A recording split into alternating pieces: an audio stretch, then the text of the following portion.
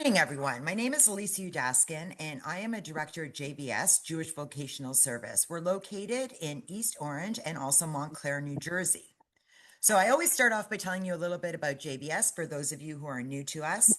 JVS was founded in 1939, and our mission and what we do is we work with clients and with people to help them overcome barriers to finding employment. We help them with upskilling, with coaching, basically just to help everyone earn a good living.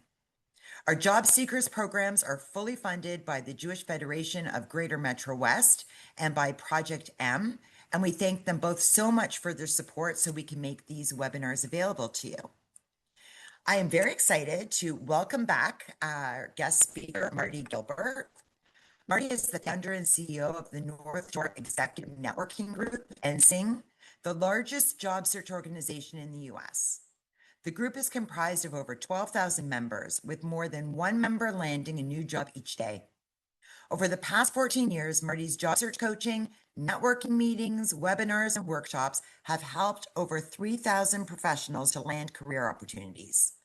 Additionally, his trademarked "what the hell" approach to job search has gained significant notoriety as a unique methodology that enables individuals to accelerate their engagement with target companies and key influencers. Marty also is a frequent job search speaker at large university alumni groups including Harvard, Yale, Cornell, Howard, NYU, Chicago, Michigan, and JVS, JVS of MetroWest. Welcome, Marty. Over to you. Great. Well, thank you, Lisa. This is great. I love the the enthusiasm and the participation, not just from you, but from everybody who joins these sessions. So we've got a lot of things that we're going to cover today. You want me to go ahead and share my my screen with everybody? Yes, please. Okay. And remember, before Marty launches, if you have questions, we want questions, put them in the chat. Han and I are going to monitor them. And when Marty has a break, we will bring in the questions. Thank you. Okay. So this is sort of a, a stage in the job search that everybody wants to get to. Okay. Everybody wants to get interviews because that's, without that, there's no hope at the end. So there's a lot of things that you need to do leading up to this point. I cover those kinds of things in other sessions, but we're going to really focus on the interview experience. And there are three different environments that face most job seekers today. There's the phone screen that happens typically on the front end. There's what could be a Zoom interview and or in-person interviews. There's far fewer of those happening today than there were, 5 and 6 years ago. But they all have their place, and they all have some subtle differences, and we'll focus on what those differences are. I'll just cover a couple quick things before I get into the material. One is all of you are welcome to join my networking group as well. Just like JVS, we've got a lot of people that are in job search. About 9,000 of the 12,000 members are currently active job seekers. Over 3,000 have landed their next job, and the membership is free. Everybody who joins gets access to 2 webinar recordings of mine, and of course the opportunity to network with folks. And I'm sure that many of you have learned that some of the greatest networking contacts come from other parts of the country. And I've got members that are all over the country, and it's really important to not dismiss people because of their physical location, because they may have, connectivity that they can share with you into companies that may be of interest. So you can also join our LinkedIn group. It's an active group. We have positions that are advertised there from time to time. It's, a great way in a virtual environment to introduce yourself and to seek out advice from other people that are also in a job search. There's a lot of resources that we have available. I've got 20 webinar recordings. These are all 90 minutes each. They cover all different aspects of job search. In addition to those, I've got 3-hour workshop recordings, including, as Elisa said, the trademark "what the hell" approach to job search. The concept behind it is, what the hell do you have to lose by doing things that other job seekers aren't doing? The name of the game in job search is visibility. You all want to get visibility. And how do you get that? You've got to find ways to stand out. And so with the what the hell approach, I've created 13 somewhat unorthodox approaches to your job search that will give you greater visibility at different stages in your search. I also have I have a 3-hour session on using LinkedIn. One is to search engine optimize your profile so you get more views, which is part of visibility. And the second part of it is, how to actually use the platform so you leverage your network. You're constantly growing it and getting it to really help you. The third recording is about how to develop a job search plan. We do it in our jobs. You have to do it in your plan as well.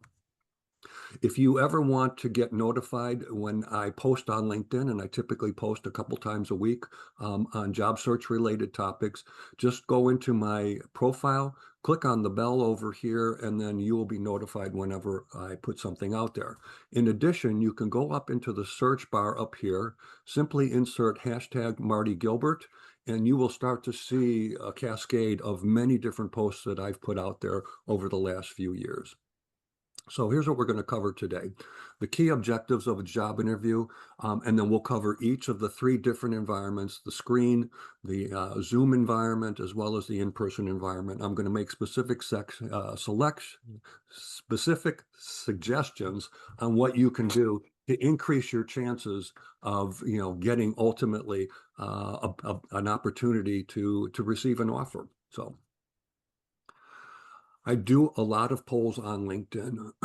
And one of the questions that I ask from time to time is, which of the 3 different environments do you find most challenging? And the most recent survey I did, I had about 280 people participate in this. And the one area that more people found of greater challenge was the Zoom interview. Now, the Zoom interview is exactly what we're doing right now, right? And it should, for all intents and purposes, be very similar to an in-person interview, but it doesn't obviously have the advantages and the nuances of being face-to-face with people. I would have thought that maybe the phone screen would have gotten a higher percentage of votes simply because you don't see the person on the other end and you don't know how engaged they are and whether or not they're picking up on some of the nuances in your answers. But yeah, for those of you that oftentimes wonder how people feel in terms of the challenge of the 3 environments, this is based on 280 people that responded and how they felt. So what are some of the common concerns that people have? We're not going to spend a lot of time on these, but I'm sure some of them are things that you might identify with. All too often, some people get very, very nervous, okay? And one of the greatest cures for nervousness is preparation. We're going to talk a bit about what sorts of things you can do to prepare better for interviews. One of the things that surprises me is that so many people feel that they are not capable of effectively communicating their value, okay? A lot of people also feel that they're not very good at preparing for interviews. Others get frustrated with phone screens. We'll talk about that. And storytelling is a really key component of any kind of an interview, because what companies are looking for is that it's not enough to say that you've got 20 years of experience in project management. They want to hear some of the specific things behind what you've done, how you made a difference, and how you were successful. This is where stories come in, because they provide the proof points behind the claims that you make. Now, overwhelming from time to time, I ask people, which of these are you finding most difficult? And consistently, it always is, people feel that they have a difficult time communicating their value, and that is a very serious problem, because we buy products based on value. We've got X amount of dollars to buy a product that we're interested in. And if we can't find the product that addresses our needs, we're not buying. Well, the same is true in a job search. Companies are buying into you just like they would with any product or service that they're looking to help them. And they've got to be able to base it on how much they can pay for the value you bring. And if you aren't effectively demonstrating through both online, offline, and verbal communications then it's very difficult for them to see you as a candidate that they're going to take seriously. So this is, think about your resume, and up at the top of your resume, you're going to have your value proposition summary that, has got to a very effectively in say 70 to 90 words, communicate your value, because that area of your resume gets the most time spent. And if you are not engaging them with a lot of interesting things that they feel are pertinent to the positions they're trying to fill, it's game over. They're not going to look down any further. So that communication, that ability to communicate your value is so critical to any interview, as well as all of your materials leading up to it. Now, here's just a few interesting facts that I wanted to share with you, that today, on average, any decent job that is out there is getting somewhere between 200 and 400 candidates. That was not the case 5 or 6 years ago. That was a much smaller number. But there are so many people that are in a search. And of course, there are many, many people. Typically, it's about 25 to 30% of all the employed people are also looking for a new job because they're not happy with the one they have. So it's not just the unemployed individuals that you're competing against. Almost 50% of candidates, fail in the interview because they didn't do enough studying about the company. You've got about 7 to 10 seconds to create that first impression. You've got to be able to do it, particularly in the online environment on your LinkedIn profile. That information that sits at the top where your headline is, that photograph, and of course your banner, the combination of those three create a great first impression. But when you're in an interview, you've got to come on really strong and confident right from the get-go, because if you aren't, it's really hard to teach, to turn people's impressions around. And I'm a classic example of this. I develop a very strong first impression, literally within the first minute. And if I'm not impressed with what I'm hearing, the next 29 minutes or 59 minutes are really for naught, because I've already made up my mind, and it will take something pretty miraculous to turn my impression around. About, 2 out of every 3 candidates don't make enough sufficient eye contact, and eye contact communicates confidence. About 10% of people get eliminated in an in-person interview simply because they've got a really weak handshake. About 3 out of every 4 hiring managers say that they're really looking for enthusiasm. This is one of the reasons, although we're not covering it today, why email cover letters are so important to your candidacy, because it demonstrates enthusiasm. It connects the dots between things in your background and the job. And you've got to be able to communicate that in your interviews. And of course, behavioral-based questions, which are typically questions that start out with, tell me about a time when. Tell me about a time when you had to fire somebody. Tell me about a time when you had a disagreement with your boss. Tell me about a time when you started a project and you knew from the beginning that you were not going to be able to make the deadlines. These are really tough to prepare for, but there's a list of you can find online of the most frequently asked behavioral-based questions that are good to prepare prepare yourself for, just because it's possible that they may get interjected. And this is a real test of how quick are you on your feet. And of course, people evaluate you based on your ability to present yourself, but they also translate that into, if I put this individual in front of a group of my peers or of my, superiors, are they going to be able to hold their own? They can be able to answer questions that come up from time to time during the presentation. And so it's worthwhile to just review some of these traditional behavioral-based questions. So what are the key objectives here? Well, the interview is a performance. And, one way or another, you are center stage. Getting that first impression is so critical.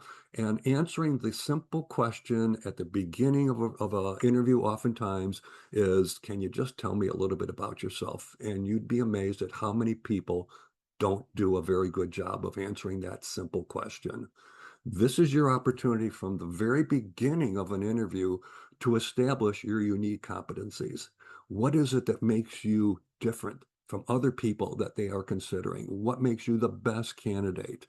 And so you've got to look really hard and deep into each job that you're interviewing for and be able to connect things from your past that enable you to communicate it very quickly, very succinctly, and very much on target so that people, can't, aren't going to sit there and wonder, is he or is she really a viable candidate here? You've got to be strong.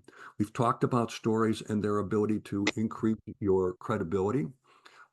You want to demonstrate how you could fit into an organization. And if you've changed jobs and were able to very quickly adapt to what might be a totally different job or a different industry, that's worth mentioning because a lot of companies are very impatient when it comes to allowing people enough time to get up to speed. Um, of course, there's age discrimination that's rampant throughout the job search process. And for anybody over the age of 50, you may be faced with it or are facing it right now. But being too old is not really an excuse for why you're not getting interviews because with age comes experience. And I'm sure a lot of you have heard, gotten responses, I'm sorry, but you're just overqualified for this job. Okay. It's a legal way for many companies to say you're too old, right? But you need to turn that age element into your single greatest asset, and it is. I do a whole separate webinar recording on how to beat age discrimination in your job search. If you're ever interested, you can always go and take a look at it. You got to find ways to connect with the interview and these three are very much connected to each other. The likability factor is huge in an interview. Why?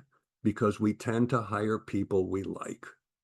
We want to hire people that we think we would enjoy working with or that we'd enjoy having work for us, whatever the elements are. But we don't hire people that we don't think are going to fit in. And of course, your ability to brand yourself, and every one of you should have your own personal branding statement.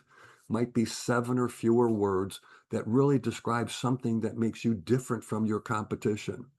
This is not something you can do in a minute or two. You really need to dig hard into your background and identify those things that make you a unique candidate for the various positions you're looking to get into. And of course, in the end, what the interview is trying to do is you're trying to get people to fall in love with you so that they all agree that you are the chosen candidate or that you're one of two people, because now all of a sudden the leverage starts to move over into your advantage because they've decided that you're the candidate that they want. And of course, every offer is negotiable and you can always get more than what they are putting out on the table. But it only comes if you've been able to demonstrate to folks that they can't live without you. So before we get into the phone screen environment, which will be the first of the three environments we're going to cover, is there any questions or comments on anything that I've covered so far? Okay, let's keep going. All right, so phone screens. Sorry, we did have a couple of questions from Jean, but I think maybe, Jean, did you want to ask your question if it pertains to what Marty just said? Yes, if you don't mind, because Okay, go ahead. so Go I ahead. was wondering, there was a couple of things I've asked. The latest was is the tell me about yourself and the branding statement one and the same? That would be question number one. Can you repeat that for me? Is the you spoke about branding, how to dig deep into our background to understand, what we stand for. And I was wondering whether your branding is one and the same with when you want to address the question, tell me about yourself, since you alluded to the fact that a lot of candidates struggle with that particular question. Yeah. Okay. These are two great questions because the answer to both of them is tied together. Your branding statement. So when somebody asks you the question, can you tell me a little bit about yourself? I think the best way to start off is with your branding statement. Okay, I'm a marketing individual who's also carried a sales bag. Well, what that tells them in very few words is that unlike most marketing people, I've also worked in sales and I understand the problems and issues that salespeople have. And so I can develop marketing campaigns that can help the sales team sell quicker and better and more effectively, right? Same thing you can, and the same kinds of, taglines or, branding statements can be done for an IT person, operations, finance, whatever it might be. It's a great way to start your value proposition summary. And then from there, you might get into maybe it's two or three aspects that tie back ultimately to this bigger, broader branding statement. And then you just kind of level set the listener so that they understand, okay, he or she represents these three areas from a strength. It doesn't mean you're limited to those, but they get real clear clarification on the kinds of areas that a lot of your background can, issues and problems that you can solve, okay, that you can address. And so every one of you should think of, I refer it oftentimes as a message map. And the message map starts with a branding statement on top, and think of it as an organizational chart. And then coming off of it could be 3 or 4 branches that all ultimately tie back to that branding statement. Because if you're about saving cost, if you're about growing the top line, if you're about operational efficiency, they want to know, well, what are some of those things that you typically do that achieve operational efficiency? So you got to think in terms of, you're a problem solver. Every job is solving some problem or group of problems, and you want to make it very clear to them on exactly what you can address. Yeah, Okay, Marty, Tony. we have a couple of questions that Sure. I think are relevant to what you were just talking about. So I'll just put them together. So one is, how do you make yourself likable? Are we going to get tips on how to? Yes. And the other one is, if you like, how are you supposed to prove that you fit in if you don't think you're really going to fit in? And so can I just add one to Sure. that? And they're both kind of similar, which is that, and I'm reacting to when you were giving us the stats, which are real stats about, Yeah. 67% or whatever don't make eye contact, 10% have a weak handshake, things like that. So, it would be great to give us some tips on when you don't conform to what you think is that standard. You have difficulty making eye contact. There are different tips and different ways to look maybe to the side or to smile if if it's harder for you to make eye contact, then to do other things that will still make that connection, because everything is about making that. I'm answering my own question here, I know, sorry, but making that connection, right? So, how do you make sure you're likable, that you fit in, that you're making a connection when, like, you're just meeting this person, Marty? How do you Yeah. do that? All right. So Okay. there is going to be a slide or two on likability, and all I'll say right now until we get there is that LinkedIn profiles give you a lot of information on ways in which you can make yourself more likable to that person. I'm also going to be sharing with you a personality assessment that you can get that's free, that will help you better understand what the person on the other end is all about. Mhm. Okay, so we'll talk about that. In terms of company fit, company fit is again, it's hard for you to assess as an interviewee, but one place that can be a decent resource for you is Glassdoor. Okay, now Mhm. what you need to keep in mind about Glassdoor.com is that the bigger percentage of the comments there are going to be negative. But those negative comments can be helpful to you because they provide you with an inside view into some of the company's weaknesses or some of the people weaknesses, leadership weaknesses. If you understand that up front, of course, you can ask some questions that are not attacking, but will help you determine whether or not some of those comments are legitimate. And sometimes it's how the leadership makes decisions, or how quickly they move with new product development or things like that, that might be sticking points of comments you see in a place like Glassdoor. So And again, I think that this personality assessment may also help a bit in this regard as you start to be able to, because one of the great things about this tool is, wouldn't it be great if you knew what makes the person tick on the other end before you ever talk with them? And you can get that kind of information through this tool. So we will touch on that. Okay. So, Marty, and the last thing I'm going to say before you continue is that you really touched on something here, because we're getting a lot of Okay. comments and people helping each other and stuff about the likability. And I think that that is such a nugget of how do you do that? So please continue. And you've definitely touched on something. Okay. Okay, good. And we will Thank get you. into it a little bit further into the presentation.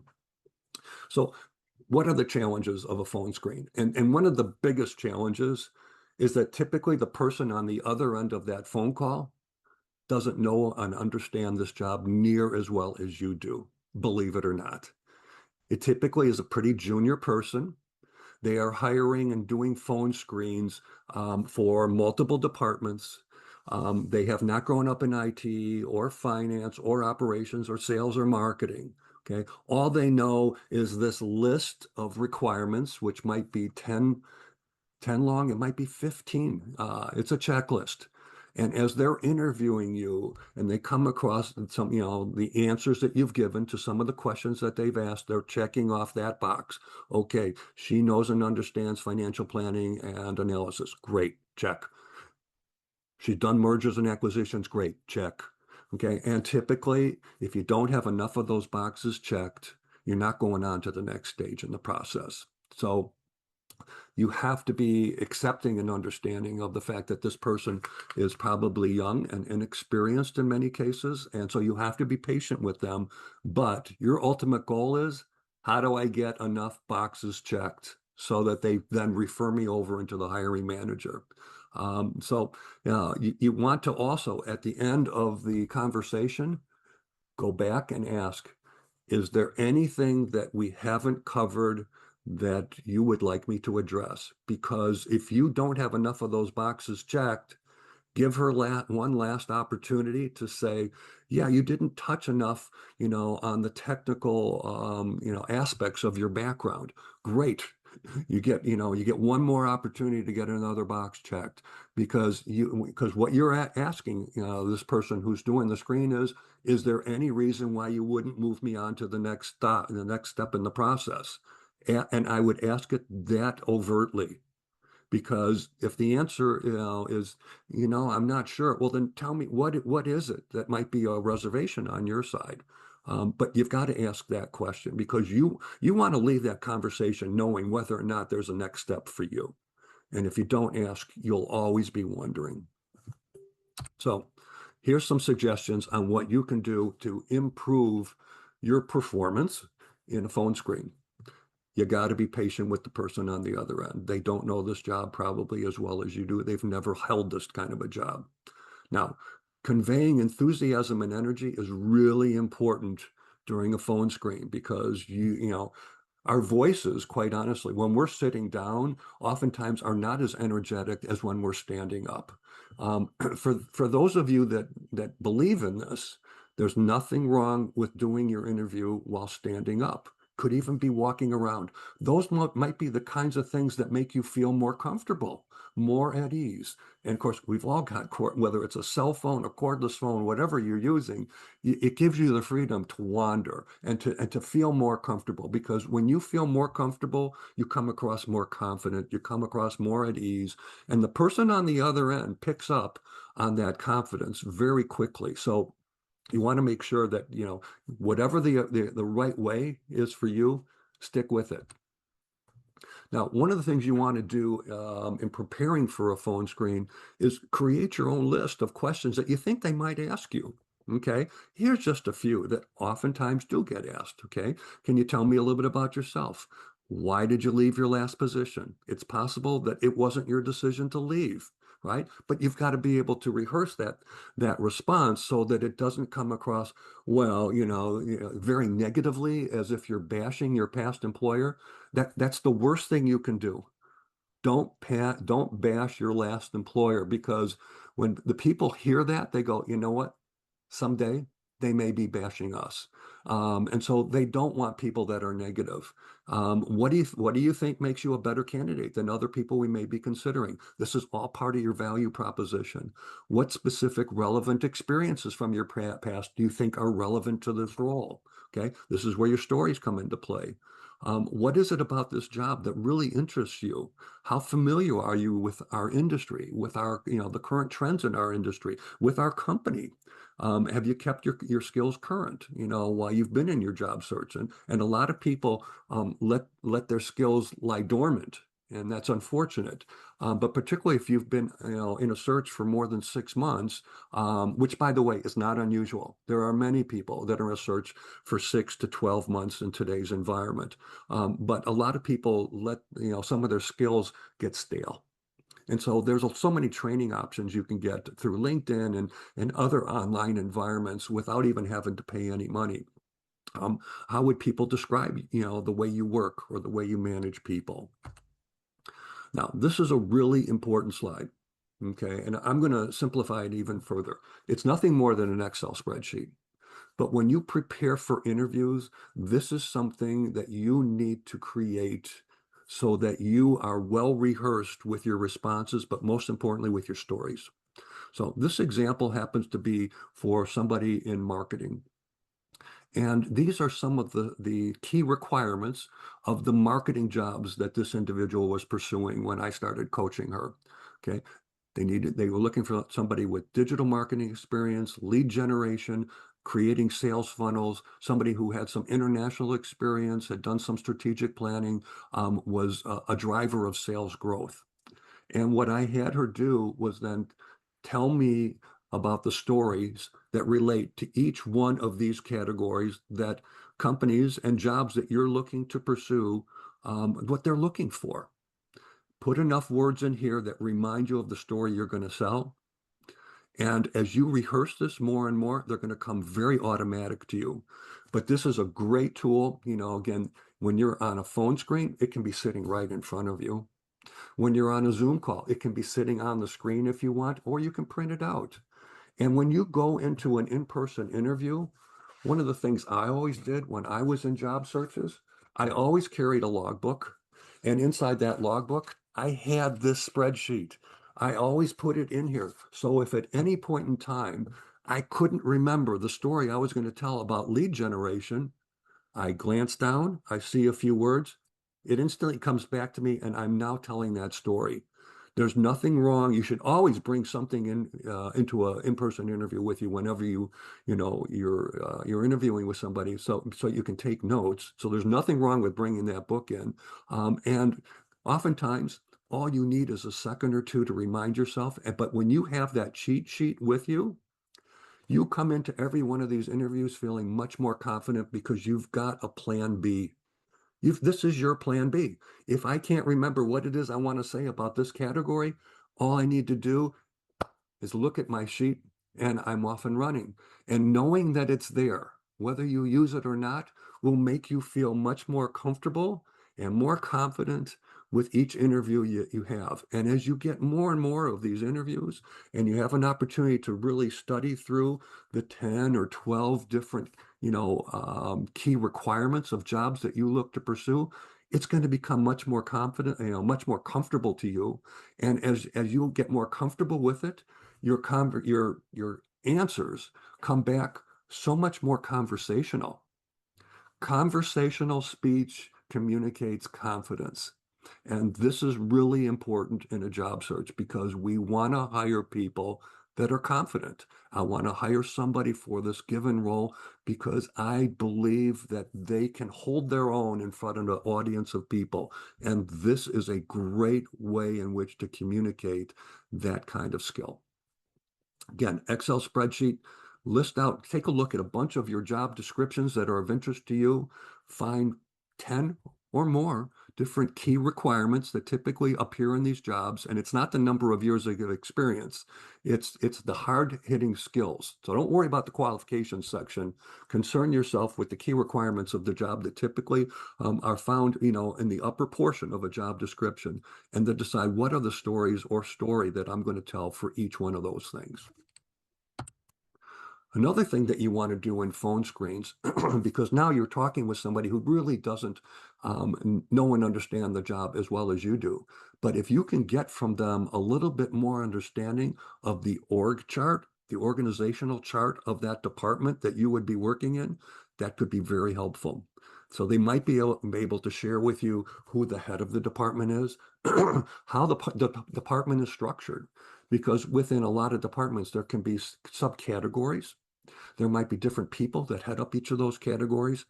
Just getting one name can be very helpful, because with one name, you can then go back into your LinkedIn profile, see if you are connected to that person, which is unlikely, but you might have a connection that is connected to them, in which case you can now go to that connection of yours and say, hey, can you give me a little bit of background on this person and anybody else that you know inside this firm? Because the more information you have about the company that you're interviewing with, the stronger you can come across and more knowledgeable you can come across. And that information that you can get from people on the inside can give you a huge advantage over other candidates. Still in the area of phone screens, at the end of the interview, ask if all the topics have been covered, because you want to get one more bite at the apple if there's something that you haven't had an opportunity to address. And then, of course, at the end, you want to ask, is there any reason why you wouldn't move me on to the next step in the process? And what is the what do the next steps look like, the series of steps, and what's the timeline? Now, we know that timelines today are taking far longer than they did a few years ago. Companies are very indecisive and very cautious in their hiring, but you'd like to leave this phone screen. If you feel that you are in the running, you want to know, okay, what are the steps? Okay, well, the next interview is going to be with the hiring manager, and then there's going to be another stage where you're going to interview with the hiring manager's peers, and then it will end with a final interview back with the hiring manager and their boss. Great. And over what period of time are these likely to take place? Well, that entire process we think is going to take about 5 more weeks. Okay, so knowing that, and if you don't hear much of anything over the next few weeks, you don't need to get, so upset and obsessed with the fact that you've gotten total silence, because they've already told you what those steps are, what the timeline is. And of course, more times than not, companies don't adhere to these timelines. They're running late, but it's good information to know. So before we move on to the Zoom portion of this, any questions on the phone screens? Okay, we have a lot of questions. Okay. I'm just going to go through I'm going to read out all the questions. Okay, Marty? Sure. So, okay. How do you manage the constraint of time? I've had phone screening calls that are only scheduled for 15 minutes. So, Elisa, you're breaking up a little bit, so I didn't hear what you said. How do you manage the constraint of time if the phone screen is only scheduled for 15 minutes, for example? Yep. Okay. If it's only 15 minutes, all the more reasons, excuse me, why you have to find ways in which to demonstrate your value quickly. Whoops, I'm getting feedback right now. I'm somehow hearing my voice. So, one of the best ways, we're going to cover this in a few slides, is to ask them yeah, I'm still getting some feedback here. So if anybody is not muted, maybe that's an issue. But if you ask them up front, what are the 3 most important requirements of the person that's going to fill this job? You'll get the answers to the test right up front, and then you can address those through your story. Yeah, in 15 minutes, not a lot of time. But focus on what you think might be, the 3 or 4 most pertinent requirements of the job, and be armed with your stories for each of those. And I think it will leave a good, strong impression. It will help convince them that you know how to do those 3 things very well. They don't have to train you, that you're self-sufficient. You can hit the ground running, which is very, very important. So I would prioritize a few things that you believe are the most important requirements, and address those right up front in, can you tell me a bit about yourself? Okay. think that you've addressed a couple of the other questions, but I'll just say Sure. them, just address them. So, during or after the phone screening, how do you position yourself that the hiring manager will choose to speak to you? I think you just explain that. It's not really about the hiring manager, but you need to pass through the screener, right? By Yeah. demonstrating that you meet the qualifications. Yeah. Okay. Um, okay. And how do I translate to the hiring manager that I have the experience and not necessarily the preferred certifications? What does that mean? Well, to me, I mean, this is my personal view. I think experience speaks louder than certifications. Um, Okay. and getting a certification to me is something, that you can get if at some point in time, if the company feels that it's warranted. But there are always going to be, some hiring companies that have their own prejudicial view on things. I want somebody who absolutely has got their PMP certification, or and there may be no way around it. Okay, so and that may be a sign for you. It's time to get it. But I would always focus on your experience, because in many cases the experience is far more important than the certification, because if you've been managing, in the case of projects, all kinds of highly technical and chaotic projects, a PMP certification has nothing to do with that if you've already mastered that key requirement of the job. So again, keep focusing on the key requirements and the things that you can convey that demonstrate you have in fact mastered those and have done them extremely well in your past. Okay, excellent. So we actually this question we're going to be covering in our next webinar. But how to identify when you're preparing for the interview and looking at the job posting, how to identify both explicit and implicit job requirements. So what the employer really wants. I think, again, look at a job description. I tell people, grab a highlighter, okay, and start highlighting the key requirements. Okay, in the case of somebody in sales, it might be sales prospecting, it might be key account management, it might be use of Salesforce.com. There are likely to be somewhere between 5 and 10 key requirements with any job description. I would focus entirely on those. Those are the most important things that they're looking for. And by the way, soft skills do not get you job interviews. They don't get you, job offers. Hard skills are what really sell people on, because being motivated, collaborative, loyal, energetic, a self-starter, they don't get you jobs. And too many people spend unnecessary amounts of time communicating their value on their LinkedIn profiles and in resumes that use those kinds of words. Passion does not get you jobs, but what does get you jobs are all those hard skills will appear in the earlier parts of a job description, and those are the things you want to drive home. Okay, and then the last question actually is a totally different topic, Marty. So what I suggest is, okay, so I'll say what it is, but what I suggest is that they reach out to you separately and for Sure. resources and the links we're providing afterwards for this one, so we just don't go completely off topic, but any materials on how to get noticed when applying online. Okay. Yeah. So when applying online, but that's another topic. And I'd love us to Yes. just like keep deep diving on interviews, and people could, I'm going to be sending out a one pager with links on different types of materials afterwards from Marty, and you feel free to reach out to him as well. Is that Sure. cool? Sounds good. Okay, there we go. All right, so let's move on to the next environment, which is the Zoom interview. So what are some of the challenges of a Zoom interview? Well, some people instinctively get nervous when they know they're on camera. It's natural.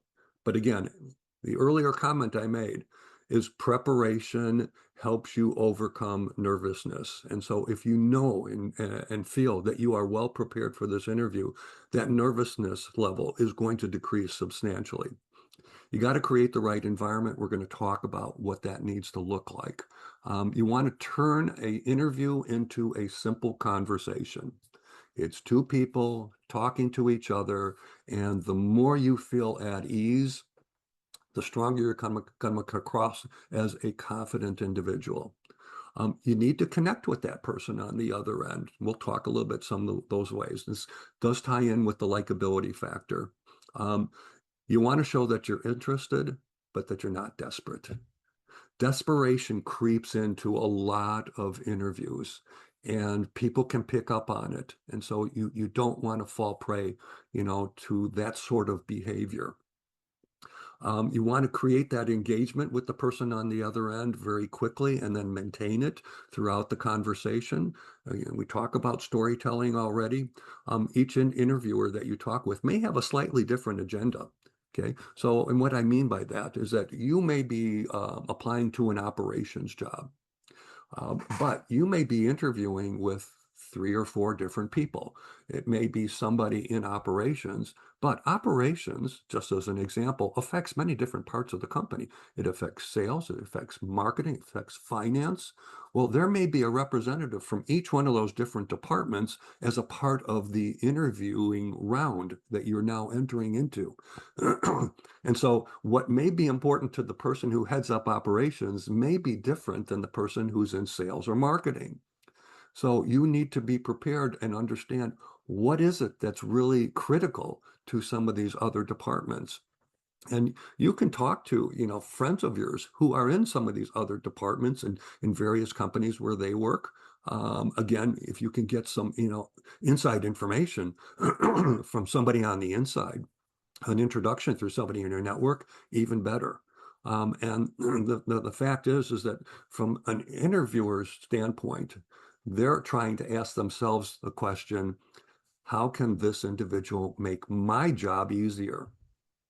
Because I want to hire somebody into this department who's not going to require a lot of coddling. And I want somebody who can pick up some of the slack that has now fallen into my lap as a result of this position being open. So they want somebody who's going to be able to, make their job a lot easier. So here are some of the suggestions, and you're going to see some redundancy with some of the things we've already covered. Okay, you got to research the company really well in advance. What do their financials look like? What are some of the key areas and initiatives? You can look at 10Ks. A lot of particularly private, publicly held companies will have 10Ks out there. You can find information on various investment organizations that may have invested into some of these companies. But you want to know where are the areas. Annual reports, of course, are a great key to understanding what are some of the areas they're going to invest in going forward. Take a look at the leadership team. If they have a website, and virtually every company does today, oftentimes they'll put some of the leaders up there and you look at their backgrounds. What's the structure of the organization? Just like, we see here as an example. Is there any recent news that has come out on the company? Any information that you might be able to get through some of your LinkedIn connections that are connected to people that are in that company that might be able to give you some intelligence, going into some of these interviews? Now, take down this website, crystalknows.com, CrystalKnows.com. Wouldn't it be nice if before you walk into an interview, whether it's a phone screen, but more importantly, a Zoom interview or an in-person interview, wouldn't it be great if you could get a personality assessment of that individual before you ever speak to them? Well, you can. Anybody who has a LinkedIn profile, and of course, the more information they have in their profile, the more accurate the personality assessment is going to be. But you can simply take their LinkedIn URL, plug it into Crystal Knows software. And again, I think the first 10 or 20 personality assessments are free, but it's not expensive. And it will give you an assessment of what this person's like. What motivates them? How do they like to be communicated with? How do they like to be sold? That's an important one because you are selling yourself. How do they interact with other members of their company? What's their management style like? You are going to get some great insight into this person. And as a part of the assessment, You'll also be able to do an assessment of yourself versus them on each of these different criteria, and it'll put it out, it'll graph it for you. It'll show you where where you map out on communication style versus this person, where you map out on motivation versus this person. And this is great information that you can get about any person who's going to be interviewing you. And oftentimes when you move on to the second or more rounds of interviews, you're going to be told in advance who it is that you're going to be interviewing with. And now you can go into LinkedIn, plug in, you can find their LinkedIn URL, plug that into Crystal Knows, and you will absolutely get this kind of an assessment. It will tell you where they reside on this wheel, but they will then start to break down all these different key characteristics. Knowing that kind of information in advance, how somebody likes to communicate, what motivates them. Are they the kind of person that likes to have long, drawn-out conversations, or they want to get right to the point immediately? You will pick up on those kinds of things. Now, like I said early on, if they don't have a lot of content in their profile, this assessment may not have any value to you. But if there's enough information for the tool to then provide a pretty decent assessment of what they're like. And I can tell you, I have a lot of content in my profile, and the assessment that it did of me was so accurate. It really described the kind of person I am. And for somebody who was trying to prepare for an interview with me, it would have given them a lot of insight on the kinds of things that I look for in people that I might want to be hiring. So I think take down this website, test it out for yourself. I think maybe the first assessment to do is one of yourself, particularly if you have a decent amount of content in your profile. See what you think. Is it accurate? And then as you get other interviews, start to plug those people in here, and it could give you a good advantage over other people that don't know about this site. And there are not a lot of people that seem to know about it. All right, some additional Zoom interviews. When you go into a Zoom interview, there's a very important question that you need to ask before the interview even starts. Here's what that interview is, particularly if you're interviewing with the hiring manager. Before we get started, would you mind if I ask a quick question? And probably 50% of the time they'll say, sure. Okay. You may have 45 minutes, you may have an hour. This is not a question necessarily to ask of the phone screener. In the second interview and on, you're going to be interviewing with people that really weigh in on a hiring decision. So that's where this question is going to reside. Great. Okay. Here's your question. What do you think are the 3 biggest challenges facing the individual that's moving into this position? And the moment they answer that question, you've got the answers to the test. They've now told you, we're gonna make our decision based on people demonstrating strength in these 3 areas. So you've already prepared for this interview. You've got a list of the key requirements in your Excel spreadsheet. Alongside each one of those, you've got a story or 2 or 3 that you use as examples for you being really strong in each one of those categories. And now one of those 3 challenges are likely to be sitting in your spreadsheet. So you can pivot to each of those 3 areas from time to time, because they've told you the candidate we're going to select is going to have to demonstrate excellence in these 3 areas in particular. And so you can always pivot conversations back to those areas so that there's no doubt in their mind that you are a master of each one of those. People don't even realize that they've just given you some very critical information. But if you don't ask up front, you won't get it. And for those people who say, you know what, I've got a lot of questions to go through, can you save it until the end? Sure, that's not a problem. It's always better to get it up front, and now you understand why, because that's information that can help you throughout the next 45 minutes. But if you don't get it until later, there's nothing wrong with still asking it. And as they answer that, if there's anything you haven't covered, now's a great time to bring it in. So easy question to ask, nothing wrong with asking it. So you want to create the right environment. Okay. So over on the left here, the problem we've got is that the lighting is sitting behind the person who is the interviewee. Okay. So this is you. If you have backlighting, it tricks the camera into thinking that what's in the shadows is the right exposure. You always want to have the lighting facing your face, more along these lines. And one of the greatest and very inexpensive tools is a ring light. You can get them on Amazon for $40. They have, you know, different height levels that you can make it small, you can make it long because it does have extendability. It can go up to, I think mine goes up to about 6 or 7 feet. But it's great, you know, to have because some of your interviews might be taking place on a dark day. It might be at night. And by just putting on that ring light, it provides lighting on your face that's uniform. So don't get crazy with virtual backgrounds. Things like this and this, while kind of interesting, it takes away from the most important part of the interview, and that's you.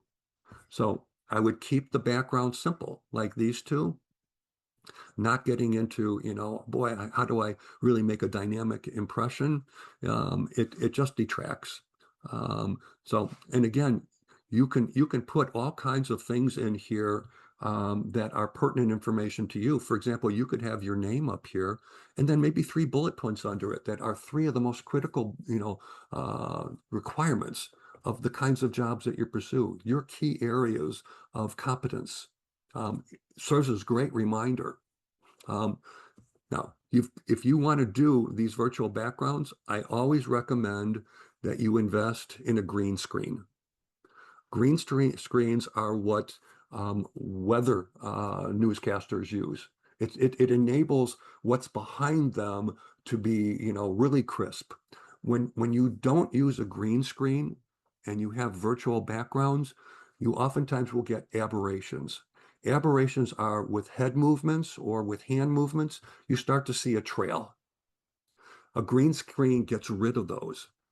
It gives a very strong definition around your face, your body, and it does away with those aberrations. So if you do want to use a virtual background, and there's nothing wrong, by the way, with just using a simple blurred background, which is what I'm using right now.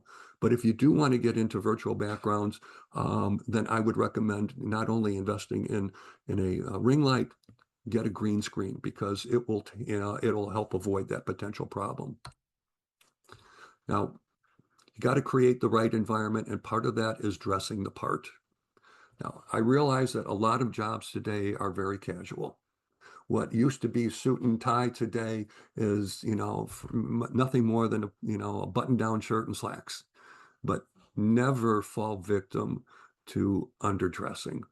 There's nothing wrong with overdressing, but underdressing is a problem. And even though companies clearly have people that are coming to work in a t-shirt and cutoffs, doesn't mean that that's how you can dress for an interview. Always err on the side of being overdressed. And you've got to position your laptop so that it's at eye level. When you put it too low, like this individual has here, you know what the interview is seeing? They're looking right up your nose, and then all of a sudden your neck looks a lot bigger than it should. Get it up at eye level so that you're looking right into, you know, the eye of the camera. For those of you that wear glasses, check, you know, do some recordings on Zoom first to see whether or not you're getting glare, for example, from the ring light that you've invested in, or just the general light that's outside. If you're getting glare in your glasses, it can be distracting. So you've got 2 choices. You can either take your glasses off or leave them on, but adjust, you know, the location of your laptop, or adjust the lighting in the room so that you don't get that glare, because again, it becomes a distracting element like you see here. This is another good investment. Although, you know, microphones that are built into laptops today, they're so much better than they used to be. But a surefire way to ensure that your voice is coming through really well is to invest in a small microphone that is connected through a wired connection into the USB port. This is the microphone that I typically use. It's called the Blue Snowball. It was $50 purchased on Amazon. Again, it sits here. You can't even see it. It's sitting right in front of me. So the person you're talking with never even sees it. But it provides another layer of value that it would be better possibly than the microphone that's embedded into your laptop. Not required, but again, it's a surefire way to ensure that the audio quality is good. The last thing you want is to go through an interview and not realize that the person on the other end wasn't hearing everything you were saying. So it's a good investment to make. The camera level. So a lot of times, people think that the best place to put your eyes is right up where the camera is. Okay. And right now I'm looking at where my camera is embedded into my phone. And I would guess that most of you think that I'm looking too high. I think looking about an inch or two below the camera eye, comes across to the person on the other end as if you're talking right to them. And so I would, don't always look up by the camera, look, a few elements below it. And of course, you can take that person who you're talking with and put their picture, okay, they're on the other end, right? Put them at that level so that you are always talking right to them. Again, camera is up here, but I would put, if I'm talking to this person, put it down in this area here, slightly below the camera. Elisa was referring to is that practice makes perfect, particularly with Zoom interviews. And what's really worth your time is before you get into an interview, have somebody else ask you some of the questions that you think you're likely to get asked and record yourself. Record it. So you'll hear the question, you give the answer, they ask another question, you give the answer, record it, play it back. You're going to be surprised that maybe you're not as well prepared as you think you are. But one of the great things about Zoom is that you can record and you can learn from the things that you are falling deficient on. Maybe you went off message, maybe, and we're going to talk about things like ums and you like, and that are really bad words that insert themselves into a lot of responses. So being able to practice, record, and learn and improve, that's all part of the Zoom experience. Enthusiasm's a big part too. You want to show that, that you're really engaged and really, interested. Now, one way, sit on the edge of your seat. If you sit forward and lean in, it feels as though you're really interested in that person on the other end. And let's face it, there's a lot of interviewers that have big egos. They love to talk about themselves, even in an interview if they have an opportunity, but they love to know that you are really listening to everything they have to share with you. Now, that doesn't mean huge amounts of hand movements, but hand movements do help because all they are seeing for the most part is your head, right? And maybe, down to, a little below your shoulders, but occasionally putting in, I've got three points I want to raise with you. Boom, boom, boom. It provides another element of interest. One of the toughest things is knowing when to stop talking. Too many people think you've got to fill up all that white space. You don't. Understand the question, be succinct in your response and on target. And when you're done, your voice is going to stop because you are now at the end of the sentence or the paragraph that you're sharing with them. They know to move on to the next question. But too many people think if I can put a much longer response to that question, it's a better answer. And more is not necessarily better. In fact, one of the keys to a good resume, by just getting a little off target here, is it's about less is more. How do I say all the right things in the fewest words possible so I get my point across? I'd say, while you have an opportunity in an interview to be a lot more verbose, being very specific and targeted with what you have to say is the way to go. And if they want to hear more, they'll ask. So rambling is a very serious problem with a lot of job seekers. And so be cognizant of it. And of course, if you rehearse on Zoom and you start to hear what you've said to the question that somebody asked you, you'll know whether or not you're a rambler. So give people an opportunity to, also to talk about themselves. What is it that attracted you to this company? Why did you join XYZ? Interviewers love that because they do in effect like to talk about themselves. Now, don't let that take away from you talking about yourself, but this is one way to make yourself a little bit more likable. Practice, we've already talked about this. Get together with friends, other job seekers, other members, of JVS, and give each other an opportunity to get recorded. Some of the challenges in an in-person interview are very similar to Zoom. The first impression, creating interest at the beginning. Body language is one of the differences because now they see all of you. And don't sit back in your seat, sit on the edge of your seat. It's even more noticeable in person. Again, connecting your stories and your experience to the job. Each interviewer may have different styles of interviewing and different questions that they want to get addressed. And connecting on a personal level, we'll talk about each one of those. So your positioning. So you want to be very straight up and leaning into that presentation because the interviewer will feel much better about you being engaged. Be direct and to the point. We've said this on a few occasions. Enable the interviewer to talk about themselves. Know when to stop talking. Okay. Now, no upspeak and tailing off. All right. So I'm going to cover these two traits that I see in some people. A lot of folks may get asked a question, and as they're asking that question and they come to the end of their sentence, they start to raise their voice almost as if they're not sure of what they've just said. That's upspeak.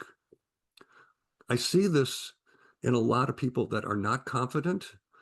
I also, for whatever reason, tend to see it more in women than I do in men. And it's simply, it's a part of a lot of conversational interactions.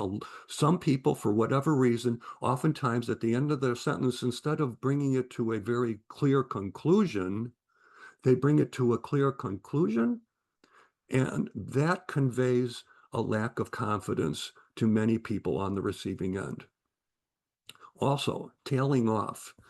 Tailing off is it particularly happens if you've got a long-winded response, and when you finally get to the end of that response, your voice starts to fade because you're almost out of breath.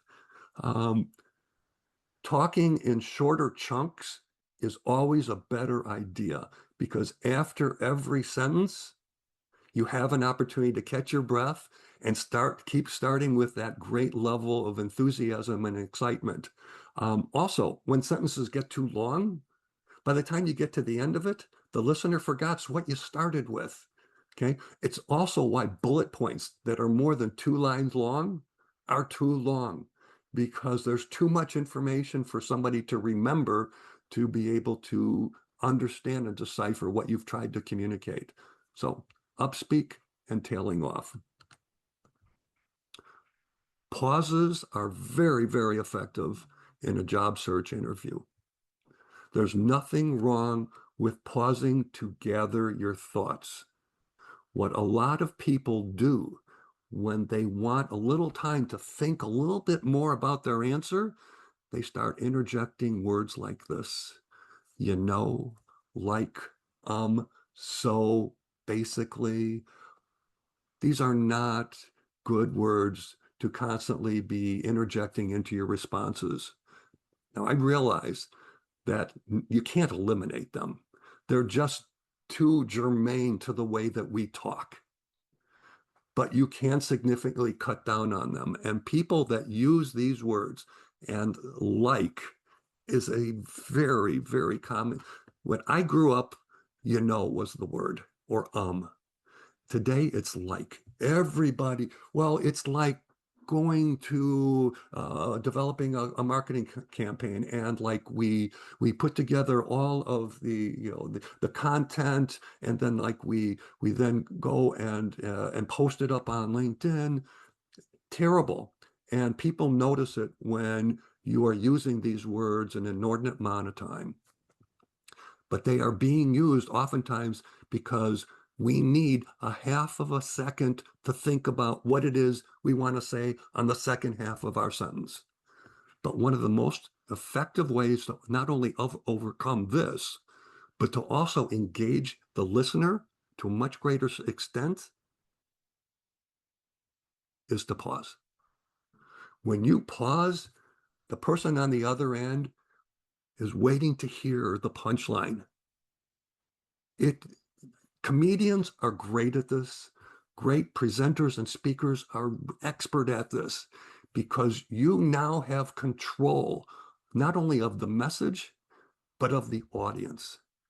And oftentimes, all it takes, 1 or 2 seconds, are enough for you to think about what you want to say next, or just to perfect it in your own mind. Our minds move so quickly. We oftentimes are talking, but we're already thinking about what we want to say 2 sentences from now. A pause will enable you to gather your focus much better, but it also gets that audience to want to hear what it is that's so important because you've paused. Now I can't wait to hear what you have to say.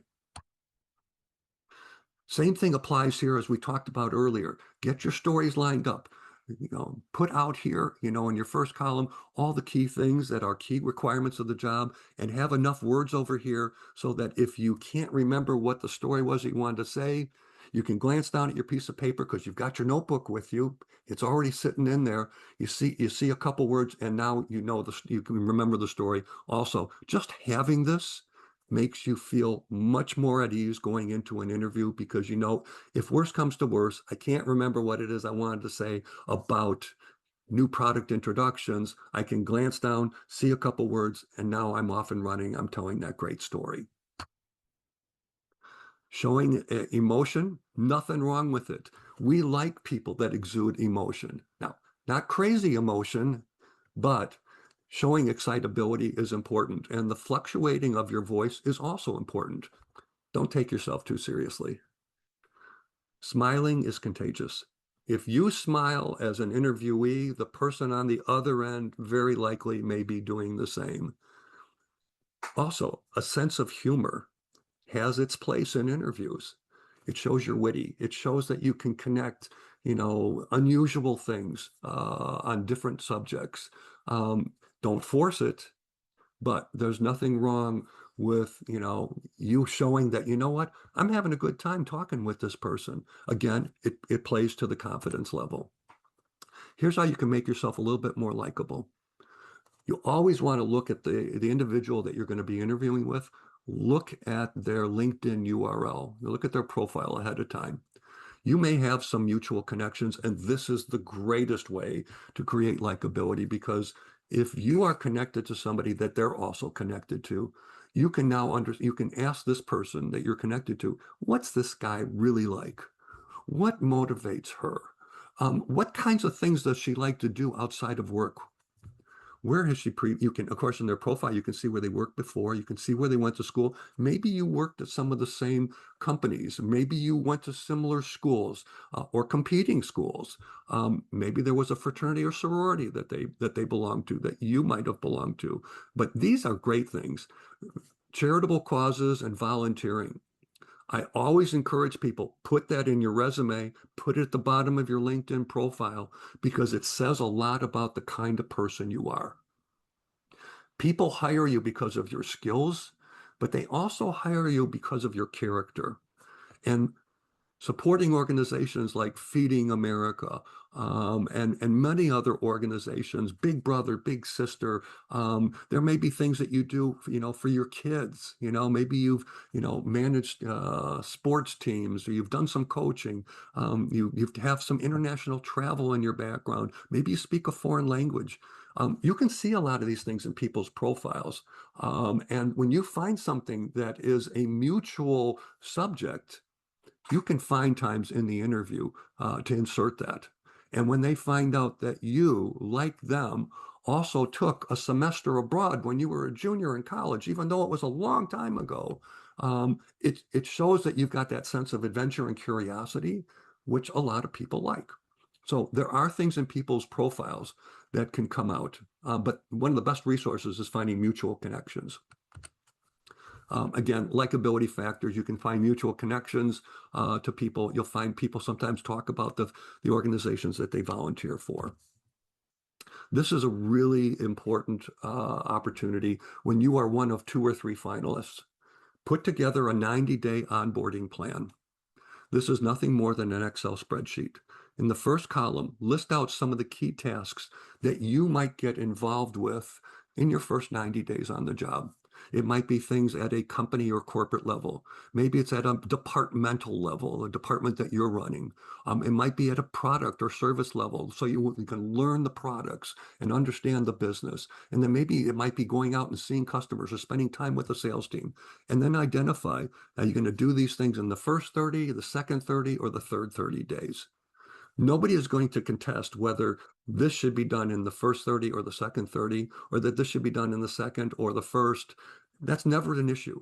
But what this, and this is to be shared with your future the hiring manager and their boss, and anybody that's at a senior level. What you can do at the beginning of the interview is you can say, you know what, I've given a lot of thought to the position. I have put together a 90-day onboarding plan that I would love to share with you if there's time toward the end of our interview. When people hear that, more times than not, they're okay, yeah, would be very interested in hearing it. Here's what it conveys.